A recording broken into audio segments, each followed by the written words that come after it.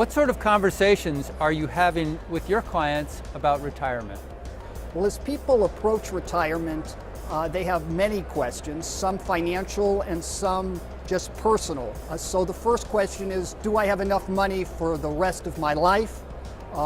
And take a look at that number, and I'm thinking of doing this, this, and this, and can I cover that? So first of all, it gets into financial questions, but then later on, it gets into what are their trade-offs and what's most important for them.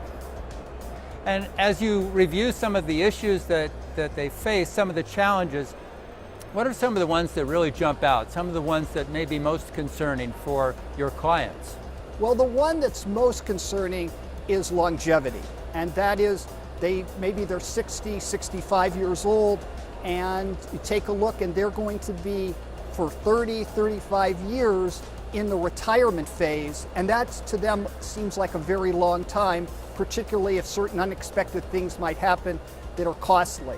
And so one of the things that people think about in terms of retirement is they're much more aware of the time frame that they're talking about, and it suddenly hits them, wow, that might be almost as long as I was working. And that's, for them, quite startling, and they're wondering, can I really financially cover that? As you develop strategies to help your clients, what are some of the more creative approaches that you've seen come by? When you look at how you're going to cover things for the rest of your life, there's two aspects. One is income, what's coming in, and whether it's to continue to work or investments or Social Security, that's coming in, and what are the expenses that you're going to have to incur that are going out. So looking from the income, or maybe potentially working longer, and people are in many cases having to look at creative ways to work longer because they're thinking 30 to 35 years, that's a long time.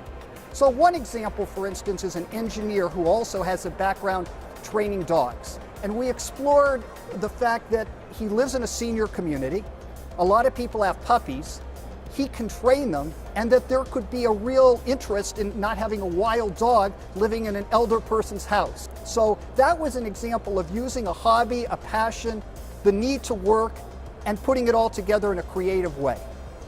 On the expense side, people a lot of times have big buckets. Oh, I have to do this, I have to do that, I want this.